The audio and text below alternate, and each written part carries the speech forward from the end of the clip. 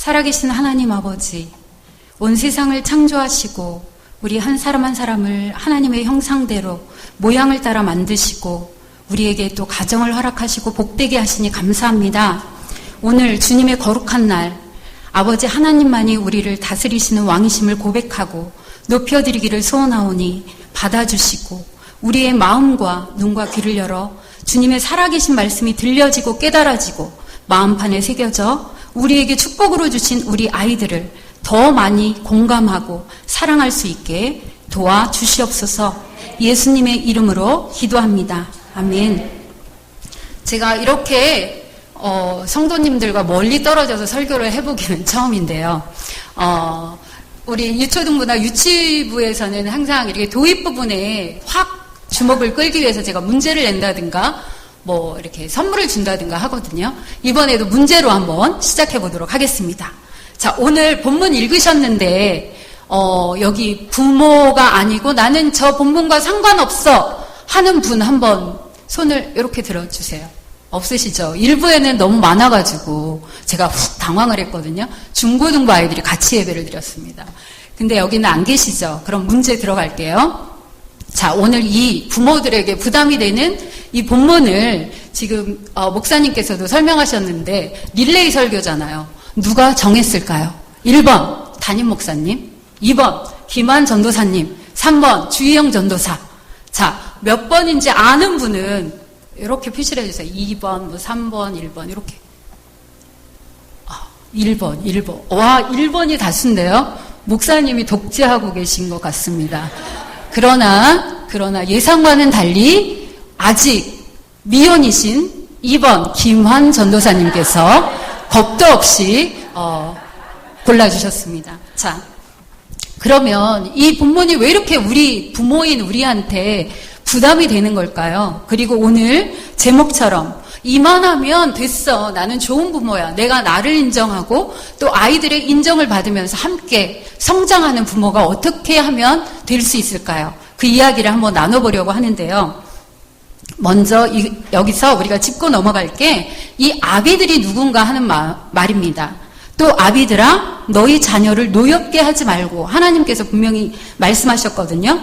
아까 제가 서두에서도 얘기했지만 여기서 자유로울 분은 하나도 없어요. 그렇죠? 부모님, 조부모님, 그 다음에 우리 주일학교를 위해서 밤낮 없이 기도해 주시는 권사님들, 장로님들, 성도님들, 그리고 교회 밖에 이뤄진 어린 영혼들을 위해 수고하는 선생님들과 기도해 주시는 분들, 이 모든 분들이 하나님 마음을 가졌기 때문에 하나님이 말씀하시는 아비드라입니다. 그러니까 우리 모두겠죠. 그러면 너희 자녀를 좀 국한해 보겠습니다. 너무 범위가 넓으면 안 되니까 우리 아이들, 내가 기르고 있는 아이들, 내가 돌보는 손자, 손녀들, 그리고 주일학교 아이들 플러스 교회 밖에 이뤄진 어린 영혼들. 자, 그러면 하나님께서 분명히 얘기하셨거든요. 분노를 유발케 하는, 노엽게 하는 자가 부모들이라고 얘기를 하고 계세요. 여기서 되게 억울하지 않으세요? 저는 엄청 억울했었거든요. 아니신가 봐요. 반응이 전혀 없으니까 말문이 막히는데요. 억울하시죠? 사실 우리가 왜 화를 냅니까? 아이들 사랑해서 잘 키워보려고, 아까 주는 나를 기르시는 목자요. 이게 제 아이들 자장가였거든요. 진짜 기도하면서 소망을 가지고 정성을 다해서 아이들을 키웠는데 돌아오는 건 뭐예요? 비난, 그 다음에 불순종, 그 다음에 부모를 뜨악하게 만드는 이런 사건들. 그쵸? 공감하시는 분들도 계십니다. 자, 심리학자 알프레드 아들러라는 분이 계세요. 심지어 이름이 아들러예요. 이분은 되게 유명하신 분인데 이렇게 이야기하셨어요. 아이의 귀로 듣고 아이의 눈으로 보고 아이의 가슴으로 느껴라. 너무나 옳은 말이잖아요. 부모가 멘토가 되란 얘기예요. 근데 누가 모릅니까? 머리로는 다 알죠. 하려고 결단도 합니다. 한데 1시간, 2시간, 하루, 이틀, 일주일, 길게 한 달, 그러나 또 무너집니다. 인정하시죠? 자, 저는 어땠냐 하면은 첫째 딸을 공주에서 낳았거든요. 공주 시골 그 촌 구석에 개인병원에서 나서 그렇지 만약에 서울에 있는 큰 종합병원 같은 데서 낳았으면 진짜 유전자 검사 해봤을 거예요. 안 웃으시네요. 저 좀 웃으시라고 얘기 드린 건데. 자, 우리가 다 이렇게 어려움을 겪습니다. 제 얘기를 좀 드리자면, 주일학교에서 얘기하는데, 제가 요즘 평생 안 하던, 제일 싫어하고 힘들어하는 두 가지를 하고 있습니다. 하나는 뭐냐면, 하나는 운동, 또 하나는 식이 조절. 거기에 건강이 안 좋아서 침까지 맞고 있는데요. 뭐라 그랬죠? 두려우니까 하게 되더라고요. 급하니까. 근데 효과는 만약에 제가 운동을 20, 30대부터 꾸준히 해왔다면 그 효과가 훨씬 더 컸겠죠. 50이 넘어서 하려니까 하고 나면 발목 아파, 하고 나면 목 삐끗해, 허리 아파, 등짝 아파 막 이러거든요.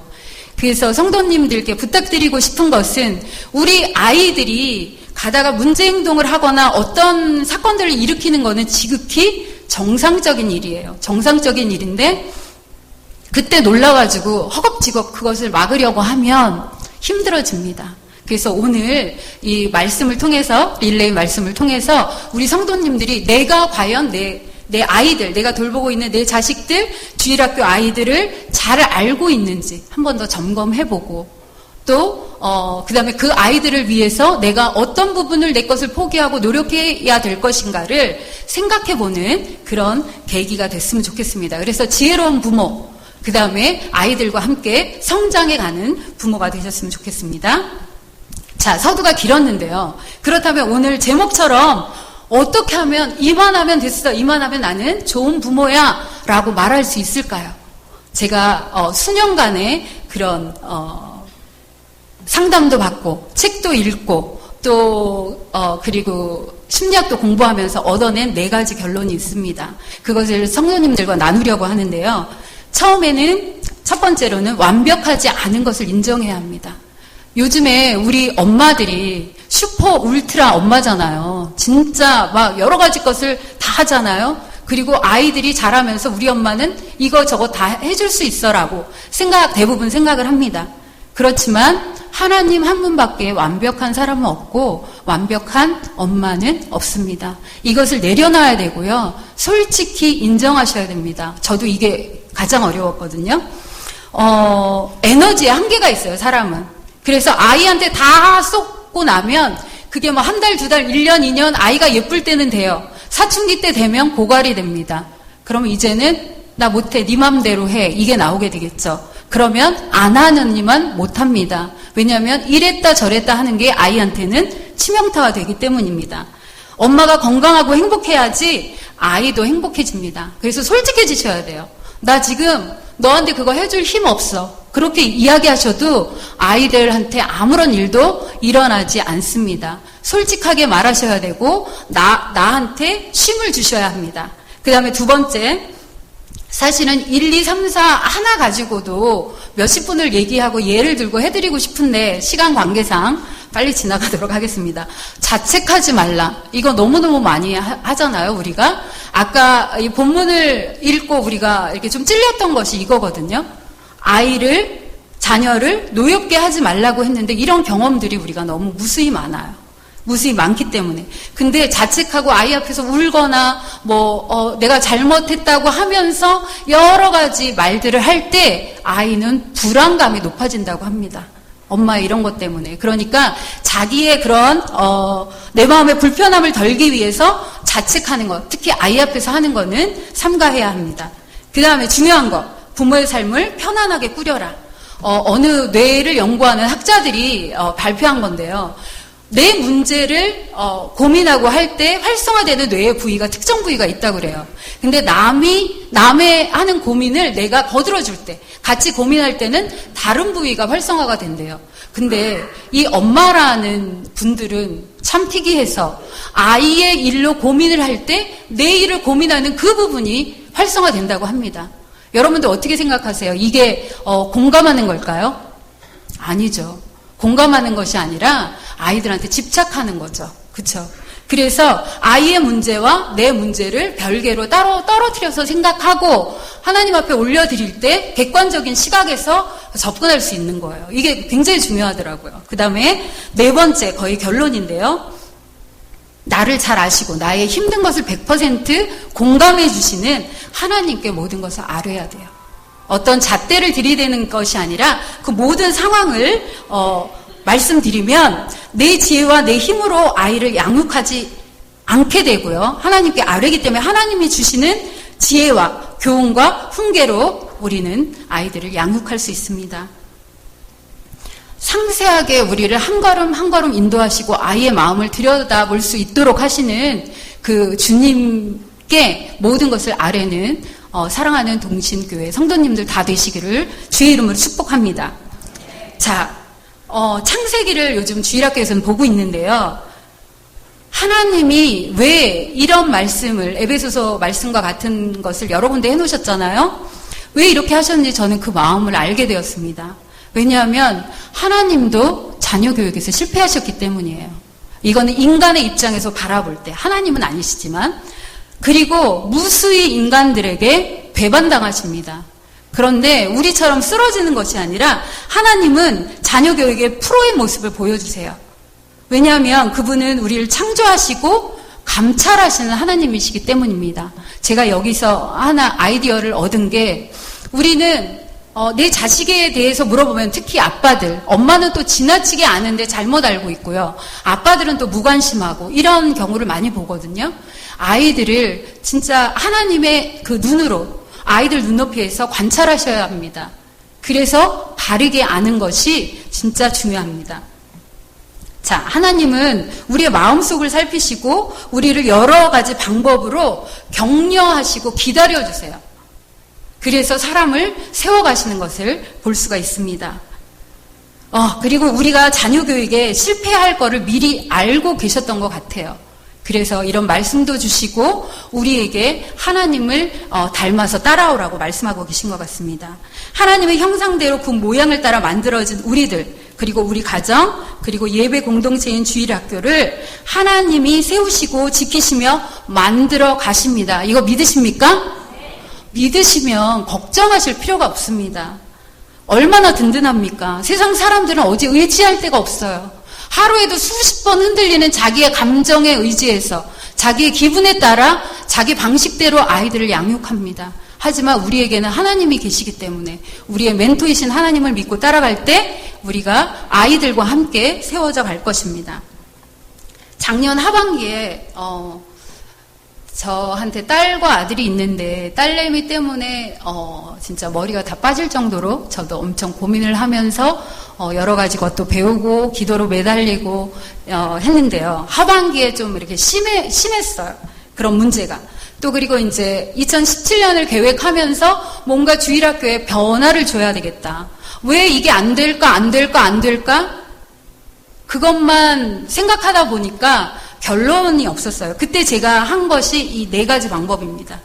완벽하지 않음을 제가 인정했어요. 하나님 앞에. 하나님, 저 너무 부족해요. 아이들을 사랑은 하고 있지만 어떻게 해야 할지 모르겠어요. 그리고 자책하지 않았습니다. 내가 부족해서 아이들의 결과가 지금의 모습이 이래. 물론 맞는 얘기지만 나름 열심히 했기 때문에 자책하는 것을 그만두었습니다. 그리고 분리하기 시작했어요. 저와 딸의 문제를 분리하고 그 다음에 제가 막 머리가 커져가는 이 주일학교 문제를 분리하기 시작했습니다. 그랬더니 제가 그 문제들을 객관적으로 문제를 여기다 놓고 제가 뒤에 서서 그 문제들을 바라보기 시작했어요. 객관적이 됐습니다. 한마디로. 그러니까 실마리가 보였습니다. 엉킨 실타래의 실마리가. 그래서 하나님께 같이 교사들과 매주일 모여서 기도하고 방법을 연구하고 할 때 하나님께서 우리 선생님들과 저에게 그런 마음을 주셨어요. 아이들에게 기본이 되는 그런 교육이 없다. 이게 제 한계였던 것 같아요. 저는 29살에 예수님을 믿었기 때문에 주일학교 청년부 이런 거 하나도 몰랐거든요. 그래서 아이들이 맨날 성경을 가져오라고 그래도 안 가져오고 그 다음에 그 성경을 PPT로 다 적어주는데도 3절 이상이 되면 집중해서 읽지도 못했습니다. 그래서 결단하고 어렵지만 저희가 겨울 성경학교를 계획했고 이 하나님의 말씀인 성경에 대해서 가르치기 시작했습니다. 처음부터 끝까지. 창세기, 출애굽기, 레위기 이거부터 왜냐하면 첫 성경이 창세기인 줄도 몰랐어요. 뜨문뜨문 지식은 있었지만 그것이 어떻게 해서 66권으로 묶어져 있고 이게 왜 살아계신 하나님의 말씀이며 어떻게 읽어야 되고 이게 어떻게 이야기로 역사적 사실로 쭉 꿰어지는지 아이들이 알지 못했습니다. 겨울 성경학교를 통해서 아이들에게 가르쳐줬고 아이들이 놀랍게도 선생님들이 기대했던 것 이상으로 목록들을 암송하고 그 다음에 약속했던 대로 역사서를 따라서 지금 주일학교 아이들과 선생님들이 통독을 하고 있습니다. 시간 관계상 저희가 계속 이것만 하고 있을 수가 없어서 1.5배속이 넘는 그런 앱을 깔아서 이제 그걸로 하고 있는데 1, 2학년 아이들은 되게 힘들어해요. 근데 저희 선생님들과 저는 확신합니다. 이 성경 통독 시간과 말씀 시간을 통해서 아이들이 언젠가는 이 말씀이 귀로 들리고 마음판에 새겨져서 하나님이 원하시는 아이들, 믿음을 가진 아이들, 믿음의 뿌리를 깊게 내리는 아이들로 성장해 갈 것을 믿습니다. 자, 그리고 지금 성도님들 성경책 가지고 이렇게 찾잖아요. 에베소서. 앱 하면 이런 것도 가르쳤어요. 앱이 에베소서다. 몇 장으로 되어 있다. 자, 그렇게 해서 아이들을 가르치고 있고요. 1월과 2월에는 기본적인 구원의 교리에 대해서 확신을 심어줬고 3, 4, 5월 내내 쭉 창세기에 대해서 지금 보고 있는데요. 선생님들과 저의 그 소망은 뭐냐면 아이들이 성경적인 세계관을 갖는 것입니다. 창세기 1장에서 11장의 내용이 아이들한테 신화처럼 들렸거든요. 먼 옛날에 이런 일이 있었어. 이런 이야기. 그것이 아니라는 것을 증명하기 위해서 아이들에게 증거 자료들을 찾아다 주고 함께 읽고 또 뭐 자료 다큐멘터리도 보고 하면서 여러 가지 것을 증거 자료로 하면서 하나님께서 다 만드신 역사적 사실이고 실제 이 말씀들이 살아있다는 것을 증명해 가고 있습니다. 예를 들어서 저번 주일에 우리가 아브라함에 대해서 봤어요. 왜 복의 근원 아브라함인가? 나랑 도대체 그 아브라함 할아버지가 무슨 관계가 있을까? 아이들에게 족보에 대해서 설명했습니다. 나라는 존재는 하나님이 첫사람 아담을 선택하고 노아 때 홍수 심판으로 쓸어버렸지만 노아의 아들 셋 함 야벳을 통해서 또 세계 만방으로 족속들이 생기잖아요. 셋 족속의 자손 아브라함의 자손으로 오신 예수님 때문에 아브라함과 내가 관계가 있다고 아이들께 가르쳤습니다. 아브라함이 복의 근원이기 때문에 아브라함과 관계가 있는 예수님을 믿음으로 하나님의 자녀가 된 나는 아브라함처럼 복의 근원이라고. 아이들이 100% 이해할까요? 지금은 아닌 것 같습니다. 유치부도 동일한 본문으로 다른 방법으로 접근하고 있는데요. 아이들이 조금씩 깨달아가고 있습니다. 저희 선생님들과 저는 단기간에 욕심 부리지 않으려고 합니다. 하지만 이 어지러운 지말세라고 그러잖아요. 말세의 끝. 우리 동신교회 아이들이 성경적인 세계관으로 세상을 바라보고 종교다원주의 혼란 속에서 오직 세상을 창조하시고 나를 만드시고 사랑하시는 하나님만이 나를 통치하신다는 것을 마음에 새기고 그분과 동행하는 그런 맛을 알아가는 아이들이 되기를 소망하며 기도하고 있습니다. 여러분, 아비된 여러분들 함께 기도해 주시지 않으시겠습니까? 감사합니다. 자, 내 감정과 내 판단은 옳을 때도 있지만 아닐 때가 너무 많죠. 먼저 아이의 마음을 살피고 공감하면서 나의 힘든 것을 100% 알아주시는 엘로이 하나님께 메어 달리십시오. 그렇다면 아이와 함께 성장하는 아버지, 어머니, 선생님들이 될 것입니다. 자, 저한테 할애된 시간이 짧아서 다 이야기할 수는 없지만 기회가 된다면 부모로서 또 교육자로서 아이들을 놓고 기도하고 고민하고 하는 것이 얼마나 내 삶도 아이들뿐만이 아니라 내 삶도 성장시키는지 이야기해드리고 싶습니다. 자, 아이에게 일단 정직하며 솔직하게 대하셔야 합니다. 더 많이 아이들을 이해하려고 공감하려고 노력하는 우리가 되어야 합니다. 그렇다면 우리들은 우리 아까 제목에서 얘기했던 이만하면 좋은 부모가 되는 것입니다. 자, 이제 다 외쳐볼 건데요. 이렇게 하실 수 있으시죠? 자신 없으시죠? 해도 실패하는데 안 하면 안 됩니다. 하셔야 되고요. 이건 이론적인 거고, 제가 우리 딸애한테 하는 방법이 있습니다.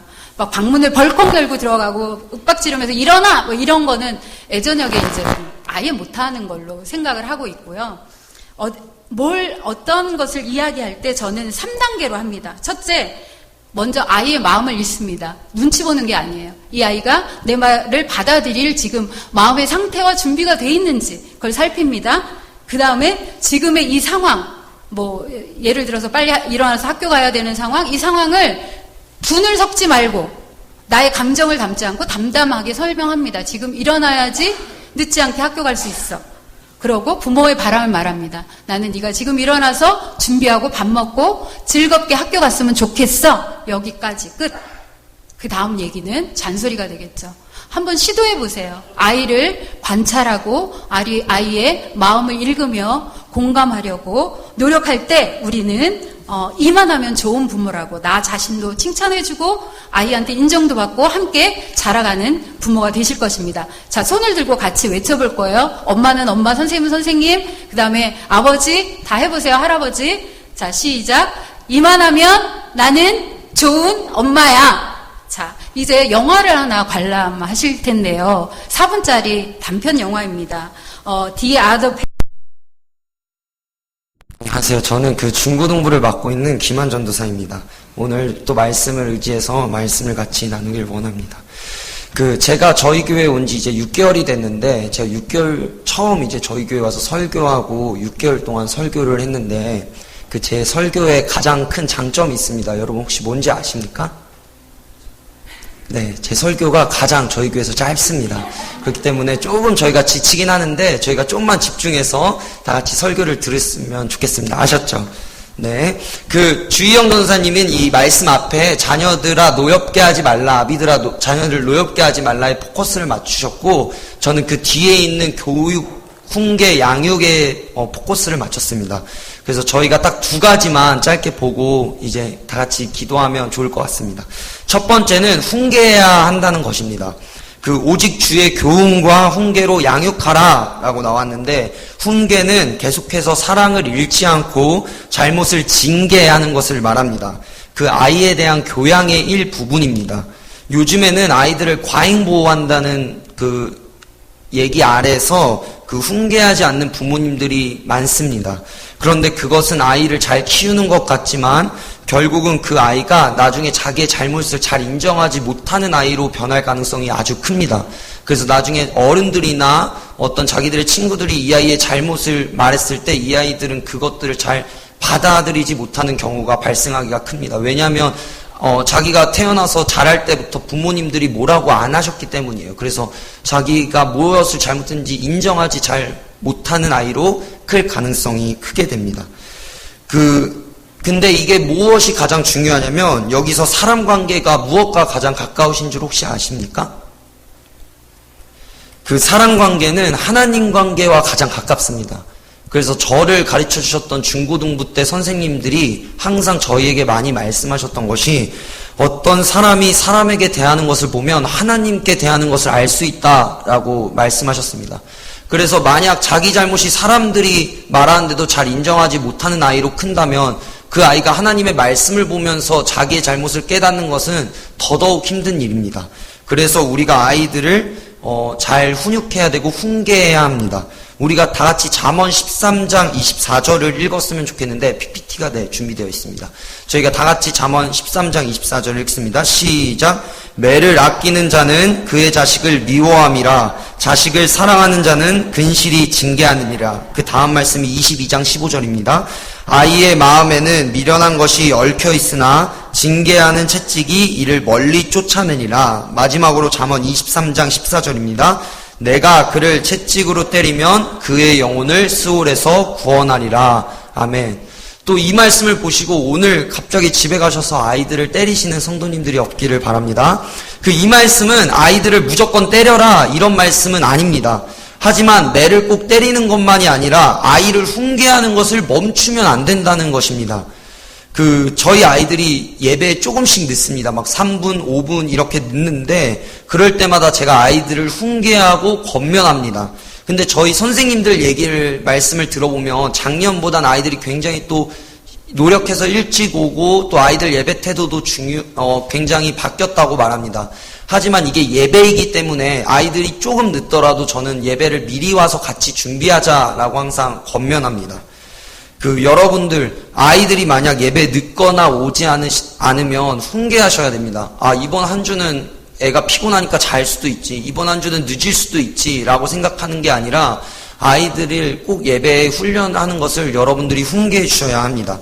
이 훈계가 꼭 혼내거나 너 왜 이렇게 늦었어, 너 왜 이렇게 예배 안 가니 라는 게 아니라 애들이 왜 예배에 가야 하는지, 또 애들이 왜 예배에 늦으면 안 되는지를 알려주셔야 합니다. 그래서 저희 성도님들은 자기 자녀를 사랑으로 훈계하는 믿음의 부모가 되시기를 바랍니다. 여기서 오해하면 안 되는 것이 한 가지 있습니다. 훈계와 잔소리는 다른 것입니다. 잔소리는 예를 들어 어떤 아이가 컴퓨터를 하고 있거나 핸드폰을 하고 있을 때 바로 부모님들이 갑자기 말합니다. 야, 너 지금 어느 때인데 핸드폰 하고 있니? 너 지금 어느 때인데 컴퓨터 하고 있어? 너 빨리 꺼. 너 지금 빨리 들어가서 공부해. 이것은 100% 잔소리입니다. 이것은 훈계가 아닙니다. 그 상황에 바로잡는 것은 훈계가 아닙니다. 아이들의 기분만 상할 뿐이고 우리의 소통만 가로막을 뿐입니다. 여러분, 훈계에는 지혜가 필요합니다. 훈계에는 타이밍이 있습니다. 이 타이밍을 기다리는 게 인내입니다. 훈계에는 기도가 필요합니다. 단순히 내 아이의 잘못을 지적하는 것이 아니라 그것을 훈계라고도 할 수 있겠지만 잔소리로 그것은 갈 가능성이 다분합니다. 훈계하실 때는 우리 성도님들 공부하셔야 합니다. 또 많이 생각하셔야 되고 우리 아이가 어떻게 말했을 때 가장 효과적인가 많이 기도하셔야 합니다. 그래서 내 아이가 저러는 것을 나는 못 본다라는 이유로 그 감정을 토해내고 드러내는 것이 아니라 아이들에게 좋은 훈계를 해주시는 우리 부모님들이 되기를 바랍니다. 두 번째, 이 마지막으로 볼 건데요. 주의 교훈으로 양육해야 한다는 것입니다. 어떤 한 사람이 이렇게 말했습니다. 주일학교의 위기는 부모들이 주일학교에만 자녀들의 신앙을 맡길 때부터이다. 제가 다시 한번 말씀드릴게요. 주일학교의 위기는 부모들이 주일학교에만 자녀들의 신앙을 맡길 때부터이다. 저는 이 말을 듣고 꽤 충격적이었습니다. 주일학교의 위기가 저출산율에 있는 것도 아니고 또 담당 교육자한테 있을 수도 있지만 또 교사들한테 있을 수도 있지만 그것들이 아니라 진정한 주일학교의 위기는 부모들이 또 우리 어른들이 주일학교에만 자녀들 또 손자들의 신앙을 맡길 때부터이다 라고 말했습니다.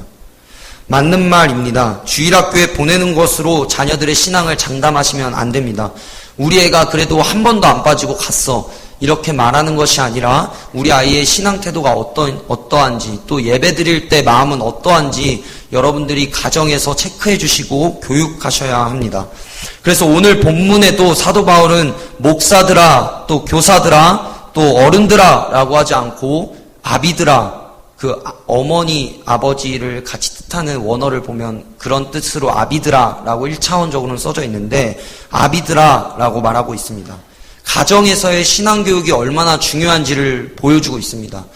저희는 모두가 다 청교도 신앙을 따르고 있는데 청교도 신앙에, 예전의 청교도 신앙에서는 일주일에 꼭 2번은 부모가 아이를 교육해야 신앙교육을 했다고 합니다. 문답도 하고 신앙교육을 했는데 만약 이것을 하지 않거나 만약 이것을 하지 않는 것을 들켰다 그러면 바로 청교도 신앙에서는 부모와 가정을 출교시켰다고 합니다.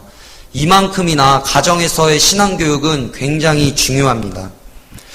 기독교 교육의 대가인 윌리엄 핸드릭스라는 사람은 이렇게 말합니다. 기독교 양육의 핵심은 아이의 심장을 그의 구주의 심장으로 데려가는 것이다. 여러분은 자녀에게 성경을 읽어주십니까? 또 앞서간 믿음의 위인들의 위대한 이야기들을 해주십니까? 또 매일 자녀와 함께 그리고 그들을 위해 기도하십니까? 아이들의 신앙을 매일 교육하는 우리 성도님들이 되시기를 바랍니다. 제가 말씀을 마무리하면서, 제 말씀이 벌써 끝났죠? 네. 제 말씀을 마무리하면서 제가 굉장히 크게 회개했던 일을 같이 나누고 말씀을 마무리하려고 합니다. 그 저번 주에 저희 아이들이 많이 늦었습니다. 모두가 다 좀 많이 늦었어요. 그래서 저희가 원래 제가 말씀을 전하고 찬양하고 기도를 하는데 제가 갑자기 너무 화가 나는 겁니다. 그래서 이렇게 화가 너무 나고 있었는데 이걸 아이들에게 어떻게 말해야 될까 하면서 제가 기도를 깊게 잠깐 아이들에게 기도 제목을 주기 전에 기도하고 있었는데 갑자기 성령님께서 제 마음에 이런 마음을 주셨어요. 야, 너가 얼마나 너는 애들을 맨날 예배 일찍 오라고 하는데 너가 얼마나 애들한테 신앙생활이 즐거운 거라고 가르쳤었니? 또 너가 얼마나 기도하는 것이 재미있고 또 말씀 읽는 것이 유익하고 또 신앙생활하는 것이 얼마나 복된 것이라고 가르쳤니? 라고 하나님께서 계속 마음을 주시는데 저는 할 말이 없었습니다, 사실. 그리고 저는 그냥 단지 아이들에게 예배에 빨리 와야지 라고 형식만을 강조하는 어른들 중 한 명일 뿐이었습니다. 그래서 제가 아이들에게 너무 미안하고 또 회개하는 마음이 있어서 그때 이렇게 말했습니다. 야, 얘들아, 우리가 항상 기도하는데 오늘은 이렇게 기도했으면 좋겠다. 우리가 다음 주에는 뭐 일찍 나오게 해주세요. 다음 주에는 뭐 예배 안 늦게 해주세요. 이렇게 기도하는 것이 아니라 하나님, 저희가 예배의 기쁨을 좀 알게 해주세요. 또 하나님, 저희가 하나님의 사랑을 좀 크게 더 알게 해주세요. 그러면 사실 이 뒤에 건 그냥 따라오는 것들입니다. 그래서 제가 여러분들에게 마지막으로 말씀드리고 싶은 건 여러분들이 꼭 알려주셨으면 좋겠어요. 야, 얘들아, 기도는 진짜 기쁜 거야. 신앙생활하는 건 너무 복된 거야. 우리가 말씀 읽고 공동체 안에서 화합하고 내가 별로 친하지 않는 친구 같지만 같이 먹고 누리고 이 소소한 공동체의 기쁨이 너무나 커다란 거라는 걸 우리 어른들이 말만 하지 않으시고 삶으로 보여주시면 좋을 것 같습니다. 아이들을 위로해 주시기 바랍니다. 저희 아이들 제가 항상 일주일에 한 번씩 전화하면 너 뭐 했니? 제가 맨 처음에 저희 아이들에게 전화했습니다. 너 뭐 하고 있니? 저 누워 있어요. 어디에? 침대예요. 뭐 했니? 그리고 또 다른 아이한테 전화했어요. 너 뭐 하고 있니? 저 누워 있어요. 그리고 또 세 번째 아이한테 전화했는데 너 뭐 했니? 누워 있어요. 이러길래 너네 혹시 한 집에 사니? 제가 그랬었습니다. 너네 어떻게 다 똑같니? 그리고 아이들이 물어보면 잘 대답을 안 해요. 그 제가 싫은 걸 수도 있겠지만 아이들의 스케줄을 보면 아이들이 뭐 다양하게 사실 할 시간이 없습니다. 아이들 학교 끝나면 학원 가고요. 또 학원 끝나면 저녁 10시라 집 들어오면 또 자야 됩니다. 우리 어른들이 야, 우리 때도 다 그랬어 라고 말하는 것이 아니라 우리 아이들을 좀 위로해 주셨으면 좋겠어요. 또 우리가 정말 대학이 다가 아니라는 것들을 좀 알려주셨으면 좋겠어요. 정말 우리 지금 여기 예수를 믿는 우리 모두가 전도사님, 제가 진짜 인생 60, 70년 살아봤는데 세상에서 제일 중요한 게 대학입니다 라고 말하는 성도님들이 있으면 저는 사실 할 말이 없습니다. 하지만 우리 아이들에게 야, 애들아, 너네 대학 가고 봉사해. 대학 가고 뭘 해? 말하는 것이 아니라 저희 아이들의 1살 때부터 19살 때까지의 교육이 얼마나 중요한지, 그때 신앙생활이 얼마나 중요한지를 우리 어른들이 먼저 알고 우리 아이들 또 유초등부 아이들을 밖에서 교회 안에서 만났을 때 위로하여 주시고 항상 저희 아이들에게 신앙으로 가르쳐 주시면 저희 아이들 정말 이 동신교회의 미래라고 불리는 저희 유초등부와 중고등부 아이들이 더 주 안에서 어른들을 닮아가면서 어른들을 본받아가면서 신앙생활할 줄 믿습니다. 네. 짧게 한다 그랬는데 좀 길었어요. 자, 오늘 우리가 릴레이 설교를 들으면서 핵심적인 사항들이 있어요. 우리 주영 전사님은 우리 부모가 자녀들과 공감해야 된다 이런 말씀을 하셨고, 그다음 우리 김한 전사님은 정말 주의 말씀으로 교훈하고 훈계, 양육해야 된다. 이 부분을 갖고 자녀들도 축복해야 된다. 자녀 입장에 서야 된다. 이런 말씀을 드렸는데 여러분, 이 모습, 이런 말씀들은 우린 수없이 들어왔어요. 근데 중요한 것은 알고 있지만 행하지 못하는 우리의 모습들이 우리의 현주소예요. 현주소예요.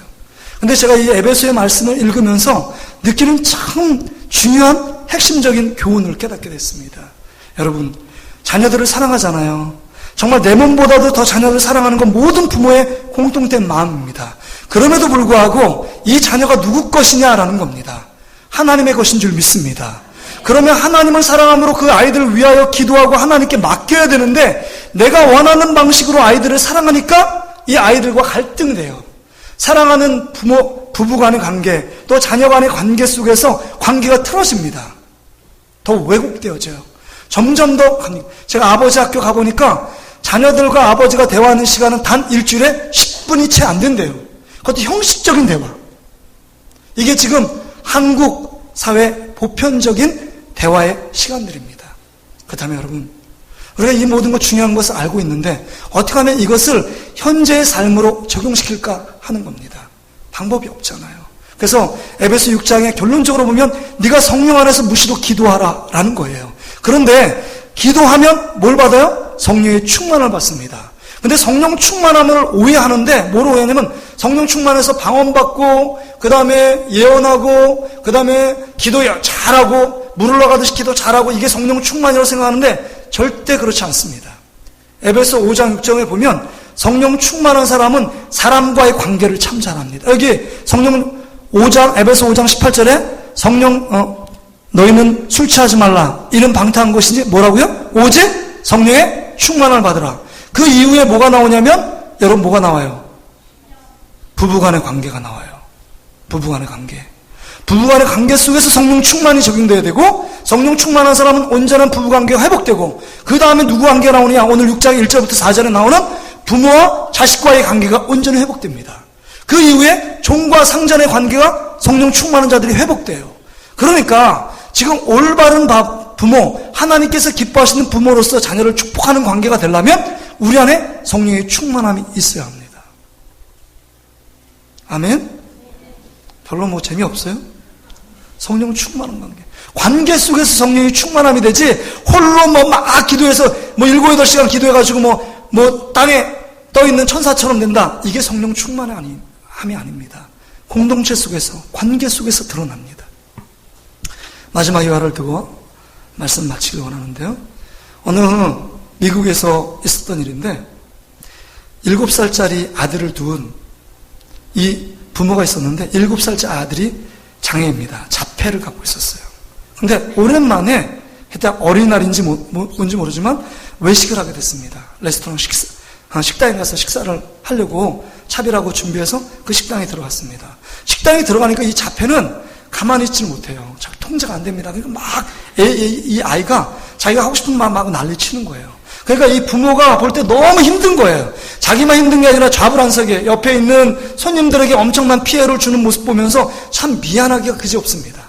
근데 좀 한참을 이렇게 막 안전시키려고 했는데 잘 안 되는데 그 와중에 그 종업원이 따라가가지고 막 쭉쭉 눈물을 흘리면서 있는 거예요. 그래서 이 부모가 생각을 했습니다. 장애를 갖고 있는 부모가. 이거 저기 사장한테 혼났구나. 우리 이 가정 때문에 저 옆에 있는 손님들에게 피해를 줘서 그 다음에 이 식당에 대한 나쁜 이미지를 갖게 했구나. 그래서 이 사장한테 혼나서 이 여종분이 온 거구나. 이런 생각을 한 거예요. 근데 눈물을 계속 멈추진 않아요. 근데 조그만 쪽지를 하나를 딱 주는 겁니다. 저쪽 테이블에 있던 손님이 지금 이 가정을 보고 이 가정에 있는 모든 시킨 음식 값을 다 지불하고 갔습니다. 그런데 여기 있는 쪽지 적은 것 때문에 제가 정말 감동돼서 눈물이 났습니다. 이렇게 얘기하는 거예요. 그래서 그 쪽지에 여러분 뭐라고 적혀있는지 아세요? 이렇게 적혀 있었습니다. 하나님이 특별한 사람은, 하나님이 특별히 사랑하는 사람은 특별한 자녀를 맡깁니다.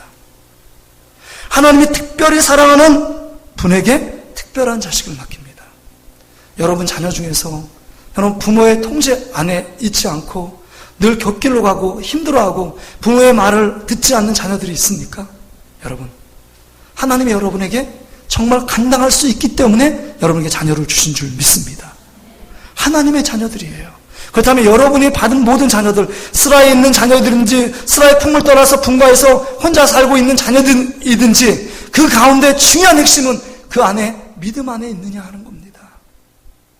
다른 거 구하면 안 돼요. 믿음 안에 있지 않고 그들이 멸망의 폭을 향해 달려가고 있음에도 불구하고 신앙생활 안 하고 있는데도 정말 이 아이들이 잘 먹고 잘 살고 있고 부모가 별로 근심 걱정하지 않도록 모든 직장생활하고 남부럽지 않게 살고 있다. 이게 안전한 게 아니라는 거죠.